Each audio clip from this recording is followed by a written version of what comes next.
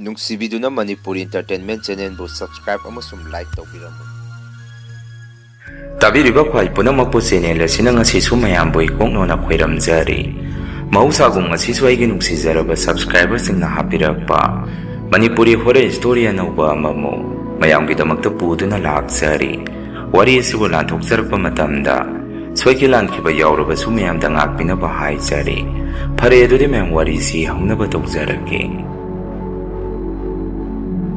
ꯋꯥꯔꯤꯁꯦ ꯃꯇꯝ ꯑꯗꯨꯗ ꯑꯩꯈꯣꯏꯒꯤ ꯌꯨꯝꯊꯪꯅꯕ ꯏꯃꯨꯡ ꯑꯗꯨꯗ ꯑꯁꯦꯡꯕ ꯊꯣꯛꯈꯤꯕ ꯊꯧꯗꯣꯛ ꯑꯃꯒꯤ ꯋꯥꯔꯤ ꯑꯣꯏꯗꯣꯔꯤꯅꯤ꯫ ꯂꯝ ꯑꯇꯩꯁꯤꯡꯒꯤꯗꯤ ꯈꯪꯗꯦ, ꯑꯩꯈꯣꯏꯒꯤ ꯑꯣꯏꯅꯗꯤ ꯌꯨꯝꯂꯣꯟ ꯀꯩꯔꯣꯟꯅꯕꯁꯤ ꯑꯗꯨꯝ ꯅꯨꯡꯁꯤ ꯆꯥꯟꯅꯅ ꯂꯩꯃꯤꯟꯅꯖꯩ꯫ ꯑꯃꯒꯤ ꯑꯋꯥꯕ ꯇꯥꯔꯛꯄꯗ ꯑꯃꯅ ꯑꯃꯒꯤ ꯃꯇꯦꯡ ꯑꯗꯨم ꯄꯥꯡꯅꯩ ꯍꯥꯏꯕ ꯇꯥꯏ꯫ ꯑꯗꯨꯕꯨ ꯏꯁꯣꯔ ꯑꯁꯤꯅꯁꯨ ꯐꯠꯇꯕ ꯃꯤꯗꯤ ꯄꯥꯝꯗꯦ ꯍꯥꯏꯅꯩ ꯍꯥꯏꯗꯨꯅꯤ꯫ ꯋꯥꯔꯤꯁꯦ ꯑꯁꯨꯝꯅ ꯇꯧꯕꯅꯤ ꯃꯇꯝ ꯁꯥꯡꯅ ꯀꯨꯏꯅ ꯂꯩꯃꯤꯟꯅꯔꯛꯑꯕ ꯌꯨꯝꯊꯪꯅꯕꯗ ꯌꯥꯝꯅ ꯅꯨꯡꯁꯤꯅꯖꯕ ꯃꯇꯩ ꯃꯅꯥꯎ ꯑꯅꯤꯈꯛ ꯂꯩ꯫ ꯅꯨꯄꯥꯗꯨꯒꯤ ꯃꯃꯤꯡꯅ ꯁꯤꯕꯥꯅꯟꯗ ꯀꯧꯏ꯫ ꯑꯩꯈꯣꯏꯗꯤ ꯁꯤꯕꯥ ꯍꯥꯏꯔꯒ ꯑꯗꯨꯝ ꯈꯪꯅꯩ꯫ ꯃꯥꯒꯤ ꯅꯨꯄꯤꯒꯤ ꯃꯃꯤꯡꯅ ꯏꯕꯦꯁꯅꯥ ꯀꯧꯏ꯫ ꯍꯧꯖꯤꯛꯀꯤ ꯃꯇꯩ ꯃꯅꯥꯎ ꯑꯅꯤꯁꯤ ꯂꯨꯍꯣꯡꯕꯗꯤ ꯀꯨꯏꯔꯦ, ꯍꯥꯏꯗꯤ ꯃꯕꯥꯅꯤꯁꯤ ꯌꯨꯝ ꯀꯩ ꯑꯣꯏꯅ ꯄꯥꯟꯃꯤꯟꯅꯔꯛꯄꯗꯤ ꯀꯨꯏꯔꯦ ꯍꯥꯏꯕ ꯇꯥꯏ꯫ ꯑꯗꯨꯕꯨ ꯃꯈꯣꯏꯒꯤ ꯌꯨꯝꯄꯥꯟ ꯄꯨꯟꯁꯤꯗ ꯂꯥꯏꯕꯛ ꯊꯤꯕ ꯊꯧꯗꯣꯛ ꯑꯃꯗꯤ ꯑꯗꯨꯝ ꯃꯥꯏꯄꯨꯅꯔꯒ ꯃꯕꯥꯅꯤꯁꯦ ꯍꯤꯡꯃꯤꯟꯅꯔꯛꯏ ꯍꯥꯏꯕ ꯇꯥꯏ꯫ ꯑꯗꯨꯗꯤ ꯀꯔꯤꯁꯨ ꯅꯠꯇꯦ, ꯍꯧꯖꯤꯛꯀꯤ ꯃꯇꯩ ꯃꯅꯥꯎ ꯑꯅꯤꯁꯤ ꯂꯨꯍꯣꯡꯕ ꯀꯨꯏꯔꯕꯁꯨ ꯃꯕꯥꯅꯤꯒꯤ ꯃꯃꯤꯠꯇ ꯑꯉꯥꯡ ꯃꯆꯥ ꯑꯃꯠꯇ ꯎꯒꯦ ꯐꯪꯗꯦ꯫ ꯃꯣꯏꯁꯦ ꯍꯣꯠꯅꯕ ꯌꯥꯕꯁꯨ ꯍꯣꯠꯅꯔꯛꯑꯕꯅꯤ,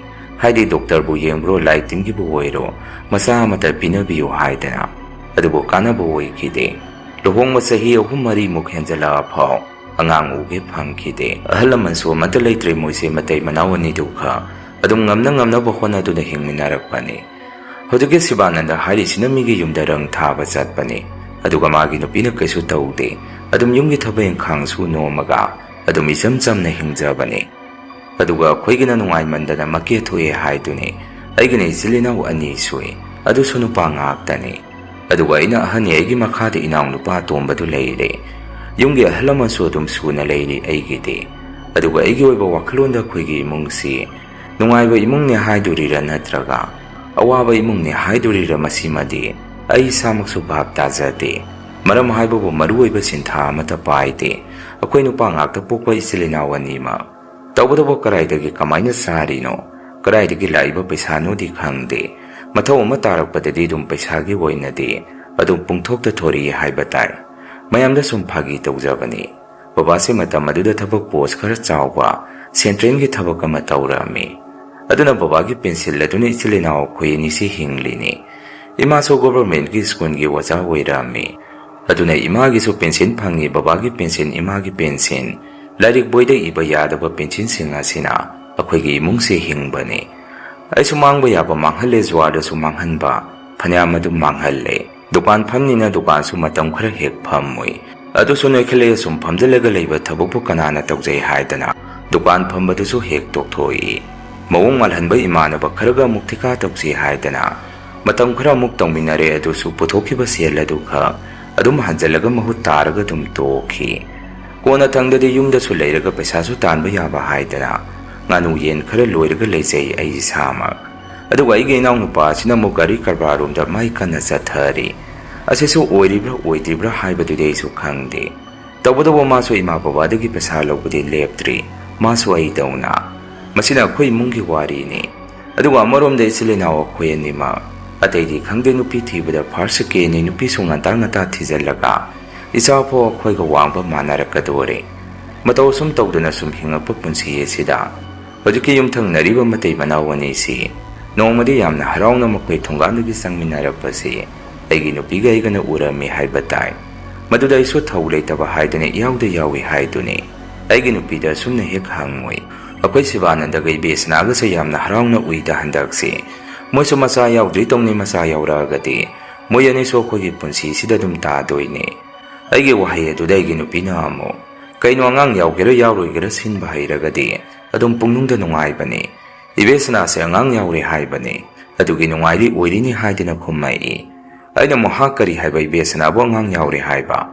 ꯀꯩꯅꯣꯅꯦ ꯇꯥꯔꯤꯕ ꯄꯥꯎꯁꯤꯕꯨ ꯃꯣꯏꯗ ꯅꯠꯇꯅ ꯑꯩꯁꯨ ꯌꯥꯎꯅ ꯍꯔꯥꯎꯏꯅꯦ꯫ ꯑꯁꯣꯟꯊꯣꯛꯅ ꯐꯔꯦꯗ ꯃꯇꯩ ꯃꯅꯥꯎ ꯑꯅꯤꯁꯤ ꯃꯃꯤꯠꯇ ꯃꯆꯥ ꯎꯕ ꯐꯪꯉꯔꯣꯏꯗ꯭ꯔꯥ ꯍꯥꯏꯗꯅ ꯌꯥꯝꯅ ꯋꯥꯔꯨꯔꯕꯅꯤ꯫ ꯑꯣ, ꯏꯁꯣꯔ ꯍꯥꯏꯁꯤꯁꯨ ꯂꯩꯗꯤ ꯂꯩꯖꯥꯅꯤ, ꯑꯩꯗꯤ ꯂꯩꯇꯕꯨ ꯅꯤꯡꯉꯣꯏ꯫ ꯑꯗꯣ ꯃꯣꯏꯒꯤ ꯑꯥꯗ ꯆꯠꯂꯒ ꯍꯤꯗꯥꯛ ꯅꯨꯡꯗꯥꯛ ꯀꯥꯞꯄ ꯈꯣꯠꯄ ꯀꯥꯏꯗꯅ ama tawbado adu tawruba jaro hangi aigi nupina mo hera adudi aisu khangde adudi moi thokpani oiningba mo oijaramgani adu babadagira imadagira paisa khara laurau marup hunnaba paisa leite tha yoksalae hairei aina mo ai baba imadagi paisa lawba talli yamna thina ngangi ai taningde adugi mahutu aigi nganu loiriba singsi asdagi yonba yaba nganu laba ani ka khalluso ase thadokhrasi aduga marukki paisa adu hunkrasi sumaina bu tawjage ase nakom sizinajage haidana loiriba aigi sayen ngaktani ai baba imadagi paisa lawrubo ngamoi ko haidana aigi nupina mugwa makha taraktringai aisi prap thang amaga kabuna pi hekpa thorei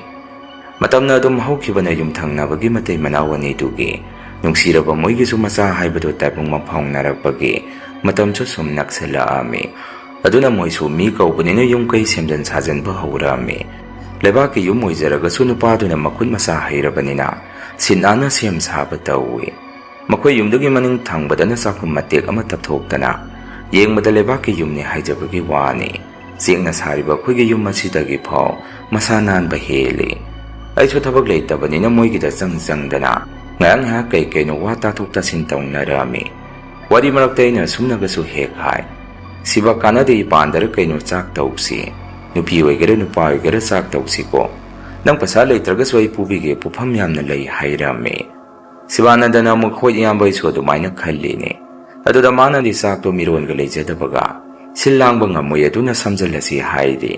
Ado tamujoi hoi itaw Santi Kumar hoi su leiri. Ako'y may ampuno ko na minaraga loire.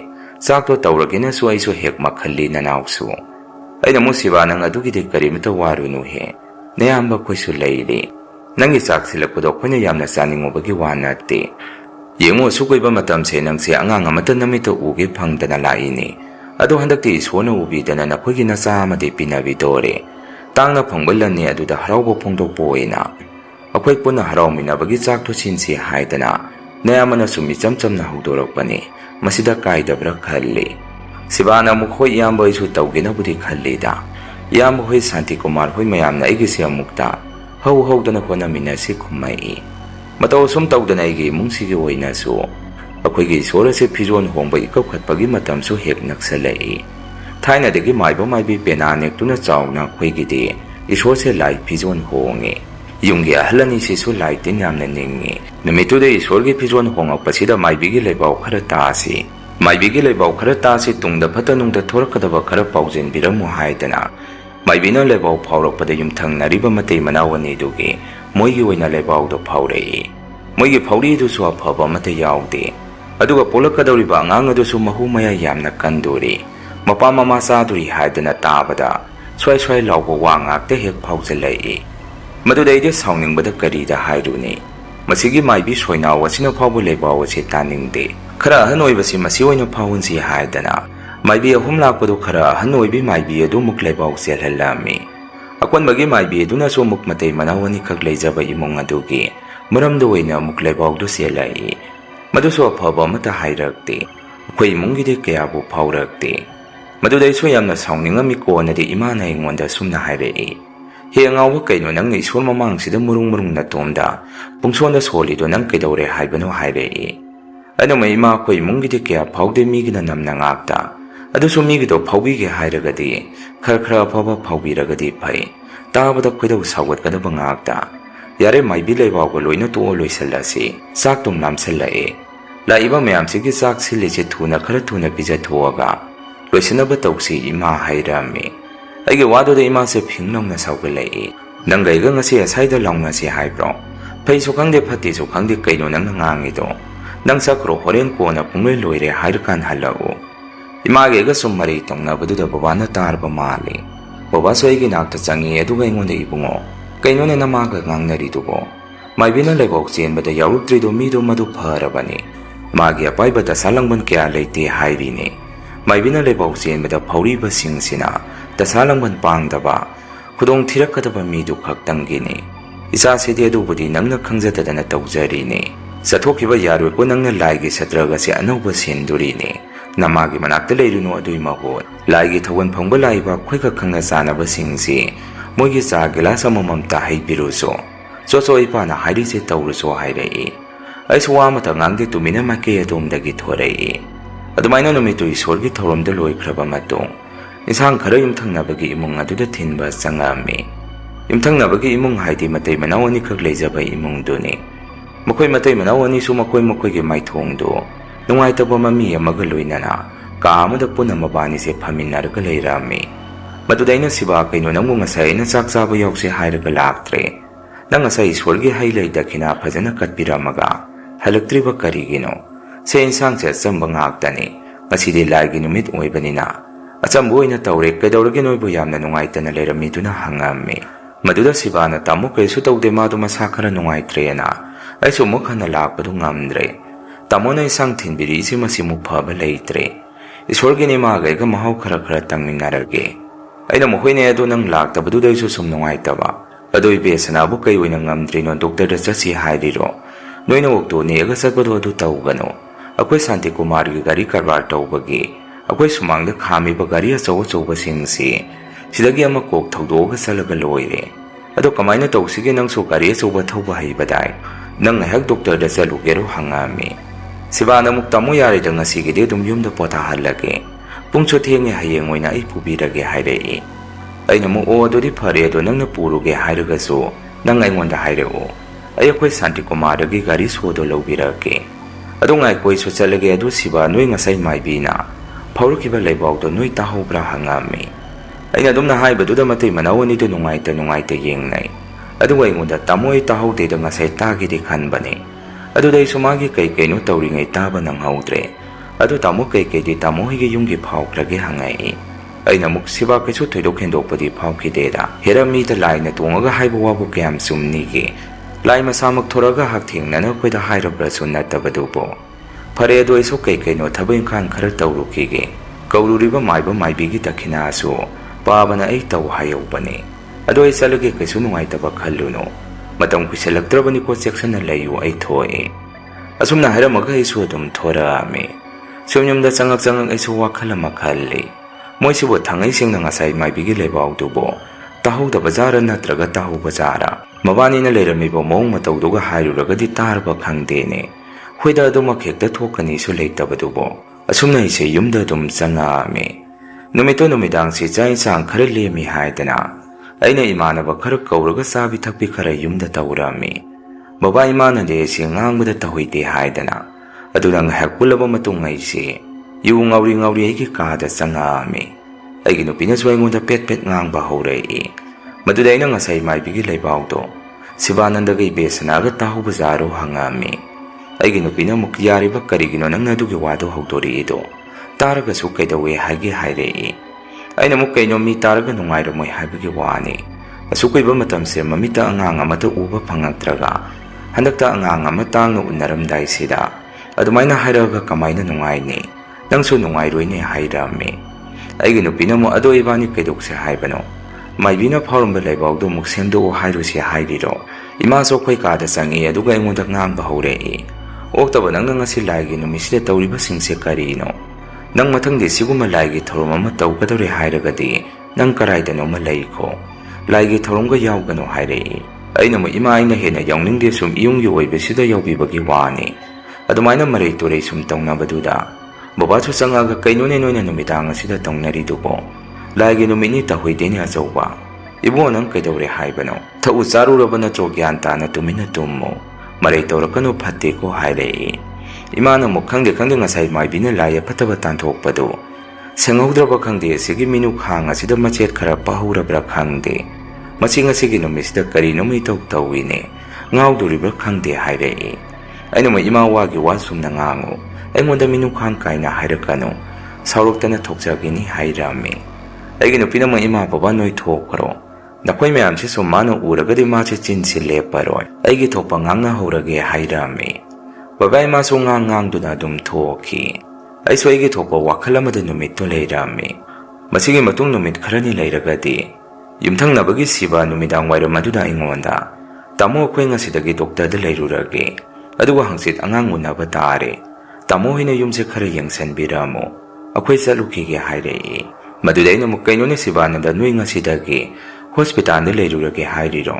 ꯑꯗꯨ ꯒꯥꯔꯤꯗꯤ ꯀꯩꯗ ꯆꯠꯇꯣꯏꯅꯣ? ꯑꯩ ꯊꯤꯟꯕꯤꯒꯦ ꯍꯥꯏꯔꯝꯃꯤ꯫ Sibanandana amuk iyamba imanabagi okto ama haikre masu yauksalaani okto dum chatkrage aina mo as nangi hongnabido amuk taure aina akhoi gari da chasi tausi hairaga o phare ado phajana chalo lighting ga ningaga nang phajana chalu ko yum aside kari mata khalu no koisu leiri hayeng do aina khoina deimaga laage duga hangse tu su nganna laage pung kya da tani do hayeng hangnarase phajana chalu ko hairame makhoi chu chalu khige haidana matei manawani do okto da hospital adu da chatki nimidang adu da makhoi umdo pumam hek mambadu da khoi mungi mina moido kaidora bajano mai loina muthali sibu hangai madudaino kaino mi numidang wairam da hospital da chatkre hangchi tarba mali mogi angang unabado ado hayeng do khoisu chalu da ba yaroi hairame babai masu ihe moi ngasidagi chatkraba woire akhoi da so hairamde pare khoisu hayeng do chatpirase hairei numitugi numidang ahing do nahan khaiti khangde moigi mungsi mi leitabagi rasu khangde ahing pung thengkan matam sida imung aduda mi leibadong na kokak pochai lengba makhon si aina tarame aidi pung thengna su tumme makhola do tarakpadai se karino makhalame kaino ne kana changi janu ne yum masida mi mata leitabadaine natraga khoi siba do pochai kauramdana ahing nongyai sida muklo bulai bazarane masaide su tagi tabani sum kongkang kaino taurisibo ayumta thu da bayaroi mina phajana ingonda sinaramine ayumta thu khige asumna ise ahing nongai pung thengaba matam aduda khutta sumai mata paide sumang maton bau thorami aduga yum adom da sum onduna kana leike haidena yengami mai so dom pumam hek mammaga lei aiso mukasu wakhanda kaino ni mai so thande mi lakpadi mande kaino tawrisibu tamnabagi mongda ngasai dei tawrisibu haidena aiso munna dum yum aduda yengduna lei adumaina leiringe eki nupina thongnau hangtoraga kaidorino aduda hairei aiso isada pukhange khange mangonda soina thina seirami kaino tumu yadro kaidobagi haugali no hairami mana mo aidi tumurabane aduda nang tumamdabaduda karaida leikrabanu haidena thirakpane nakokto kharaga saga leire amuk kai tawronggadra yengakpane adu kaidorino nangbo ahing nongyai sida sumang matonduda lepaga kaino yengidubo hairei madudai somasi nupi sidi haidena imungda changake tawrokpaduda khoigi imung adudagi mi ma mapanda salangna thokhibadongna isada kaigumba sanil ama phangi aiso mukasu kaino ni hojikidudi kanano ne he kanano yu maduda changido haidena laurami aigi nupina muknang sono phajana suredana kaino me nangna tawrido baba imada hairage hairei aina mo he nupi nang tumina leiyu pungtumda tumba noina khangoi siba hoige yumsing asi karino mai tawi ngasai de aina sum tagi yongna tabani aduda sum ngangaga leidoi saruk mai ama puro moida changusi puran ba changbra khangdene ngasai de yum manung asida mi madum leibadongna tawi hairami aigi nupina muk yari ko nang nakokto sakla ano adu numidang asida mi gi yumda kamaina changutoino ibani dum mina huran ba change haidena phurak ba soiroi yamna thuna manungda chango ima haugalagati nang pharak tarani hairei aiso itomna murung sondune imungda dum changami numitudi aise wakanda mon khalami mo imung sibo kaidawra bajano asukoiba matam se nongmata sigumase thengnaraktre gi sada aduwa ngasi tawrisina karino haidana aise khara tumboi tumdaboi nongan bangairami nonghengan bagaise phuklang hawgalaga hujiki moigi yum aduda changami aduga kai tawrongge leirongge haidana mangonduda lepaga ise kaino yengduna lei adubo mafam aduda mi lambagi khudam mamide amata ude kamta tawramdabaduda isu yumda muk changami aduga ise nganu yen machinjak loina thadok piramaga aigi nupida moigi manakta chatpirusi haurami maduda mana hore nungthin chak to hoina chasi angang singse skon ka doini aduna chak thongamdaba yaroi hairei aina mo chak to khoi anjali da thongallo ayuk sidang hak yobirusi hairami anjali hari sinai nang nupa santi kumana logo nupi duni maduda igi nupi sumagi thokpang ngamni ka ngamoiga pet sumchin khumag leibaduda aiso saungingak tana nang yaruranu haidana iru sengna luja thoge inang nupagi magi karbargi gari khara nungai gadaba ma thaudoga aisi moigi manakta laami inang nupaduna so dada gari amapu adu gari do hojik mi ma yengba laani haidana aina chatkibadu urau tharau duna leihawi aiso tasina de gari do dum thaurga moigi leifam hospital do madugi mafam do tamna dum laami phonda hangnaraga hospital aduda Moigi leifam adudai sangami. Sibasu ay lakpaduda harauzay. Tamo laabong ngalide taymadi yawraktro hangai. Ay na mo yawraktre sabing wayam na ngangi haidana tanami. Ado doktor ga wari sanarabo. Doktor na hayang pung kaya datara ni haigi hangami. Mana mugtamo hayang ipung taramatoy aday datani hay. Hayang si mo'y mi mga mug doktor dugi operasyon sulay hay. Ado ako'y ginaani subada tani di hayri. Sabsabi di kang dito tamo. Ado tamo iso yung dagi po sa ikram kloro kikadabalay. Tamo gi gari da punya kung krasi hayri. Ano mo huwag niya ito ibe sanana kanagalay hugdoy bahangami. Siba na mugtamo imana baginupi malaani. Mo'y gang haklay minaro mo hayra ni kumay. Ay na mo ado nang sa topo do nung ayro ni ay labiro zoro. Ado ay mugtin biraki. Siba na mugtamo ay kasala si kariso tauroy. Tamo na potambam do kangaroy hayri. Ngaya ka tumay na isilay ramaga mukmagay ka yung da kuminari. Ay sungaragi matawo do magi yung manong aduda. Magay ka sang minarami. Tabo do mong ngarang ay hingay nataki ba makonsing aduga. Yung manong aduda di kariso tawag na laybasi ay naurami. Ay nasumun na muna magi ka manong aduda yeng baduda. Manasweng mo da tamo kay tawragi muna yeng ito po hangay. Ay namo kasutawag deda ng giyum si potambam mapasana sana. Sumtamba sida yeng ni kumi. Madugi matung mado ay natingge suya di magi topat sa lagay hayda na sadki. Ay suyum da atum lehurami. Numitugi ay hingnong yaya do sungarang gitumay na makwigi imong aduda. Mi masang batong na sungpong kang preksok. Kay gumamakwan siya ay nasumtarami. Numito siya ay sawakan na kay gumamakhanza naraga. Tumba yaramde pamungdagi mo hawgan. Amuk hipta makwan do ay nasumtarami. Ay ginupida sumakwan si tao hayda na. Maso ay nahing aduda tumba hawdok pirami. Ahamada di maso manung da usi gumatsangong gani. Adugi oiri ni hayda na kumay. Kung natang da maso wakala makala aba mali. Kay do manung da milay badang natawdro hayday. Ay namukhwit adu ni ngarang dagi tawri isi. Aduga nupi maso kapoy ngangboy. Makhula maso pinatay hayrami. Ay ginupi na mo aski ba madumlaw sa lae. Tuo mapandaga tuura no. Tamnarira kang pote hayday. Ay namu kadaw tamna do no sukoy ba matam se tamna draga. Huji hekta tamna ba yabro. Karino matawri makoy gimong si. Mo'y halapag lighting na mukta kuram to hydra di. Makoy gimong si yara ro'y hydrami. At may na numito so ang pa mo mataw kaya may ginupigay ka. Sumakonsing nga do tarami. Nung yangan baga di ko'y pulap hospital na saan na batawrami. Inaw na pa ginupi na yung sangalam do ini. Babay masuloy sa lagatore At bababa na ko'y da sumna so hydra ay na lighting ka ko'y rambira ba ni. Kay no kang di na handag si manghayam na nung ay tini hydra Imana mo huwag na ng pabungta nati ay sumanghasi inong nungay ti handag si. Laikidaba hansing dola ini hayda na sumang sila. Parang sapsap yung aga hektalya pagalay rami hayda Baba na mukyari tuwa kung bawado ko na tama aga suyay. Hawdi tabag sa tum dahil sila tamahudra di yadre matagom. Tahoy di tama no ibong agari doon na sinanaw. Amamamtang na ro ang madasaloy. Lawat sa nabatawro si migalay sa tabaga. Angang do tapong kangamaroy. Sa nabatawro si hayda na puno ko si hospital da salami. Ako'y punala ko doon si baso harawze. Imapabong suyawre yam na nungayre hayda Ay namu si bapusan krabo kamay na tawra ki hangami. Mana mukta mo zoy mo'y nursing na di manung da insan kre. Hawdi ba mali hayda Babae mainaw no pa ako'y puno doktor gaso. Wari sanay pazana chaksa na tawbiyo hayda na. Adum numito migiti watre haybatay. Mayam sang da na haw honarami. Laibag pa ba di pong baro taramday operasyon do hawkraba matong. Angang do nupiyoy na tikta kahit na puthoray Aduga mamado sumasakara soli. Adu kaya tudok pa di luningay uide hayray.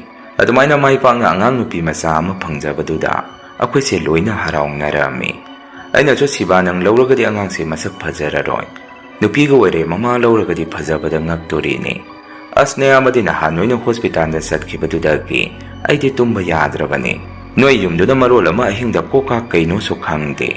At umay na inawado ngang ba doon ay ginupi na yung wada mamikani yung ay Si baso ko'y tamo na nawiyam na harawre. Mayam tang na sumay na hunabita na. May paksari ni hayda na maso haraw sa rami. Ang nga do sumasakto yam na nungsi. At wag kapasok kaya to'y nakapte. Madudaw ko'y mayam na mamamapalog na na angang si. Mabukpaduri hay na rami. At umay na masano pi mapangjada na yung naputarak na. Ipaan gida mga kutsi-kutsin do na ho namin narami. Magi ipangado aina leitaba nga keji 10 gi paisaga aina mating pangbirami sum thamoida penjaba haiba tai. Masigi matung wari se nungaina loikigadaba nate. Awaba saruksu lakturini. Adumaina angang aduna taibong mangphaunaraba matung tha 3 hairaba matam masida mama ibesana asi aruba laina amana nasanbiraktana siba makhut makokta hapki. Angang khauda cancer haiba laina asina naraktana magi nupido aruba phibamda laiki. Pigliba angang masa adu su mamana narga leirabanina mamagi sangom phau inthi nungaina thakpa mapum phakide.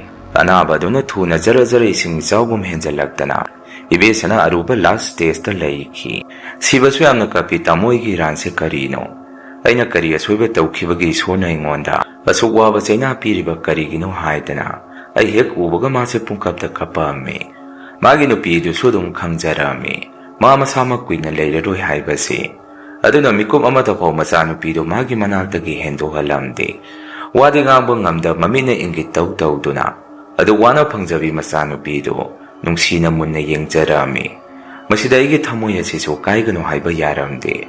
Amukasu asumna khalai ai makna phaw asu thamoi kairisina sibadi kari oramgadagi haidana magi nupi besanana angang do poktringai polakpada sia chanabani haidana angang adugi mafi maron kaya amasu leisanjarami laibak thiba thaudok haiduni isor masu kumai budi kumai oramgani adubu phanman khidre haibadu hektai adum kanmang ngamkhide besana aruba leina cancer aduna naduna polakpaga sahi phana nungsiraba magi macha nupi doga loinaba phangkhidana adum laikide maduda khose hekta ngausanarami magi nupa sibasu ngausanakhi magi nupigi aroiba sanskar adugi maridu phoksu haiba yadadana kochen sentuna khangi he nongda manangi kumhaisi angakpani adumaina ibesana laikhidraba matung sora deva karba mapung phana loikraba matung siba apikpa macha nupi aduga imungdagi mapan thorakhide macha nupi aduda yengduna magi punsisi nungai thokpa tamami